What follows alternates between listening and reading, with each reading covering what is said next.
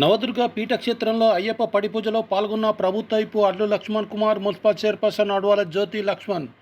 జగిత్యాల జిల్లా కేంద్రంలో అయ్యప్ప స్వామి మహాపడి పూజను కన్నుల పండుగ నిర్వహించారు. ఆదివారం నవదుర్గ పీఠక్షేత్రంలో తిగుల విశ్వశర్మ ఆధ్వర్యంలో మహా అయ్యప్ప పడిపూజ కార్యక్రమంలో ధరంపురి ఎమ్మెల్యే ప్రభుత్వైపు అడ్లు లక్ష్మణ్ కుమార్, మున్సిపల్ చైర్పర్సన్ అడవాల జ్యోతి లక్ష్మణ్ పాల్గొని ప్రత్యేక పూజలు నిర్వహించారు.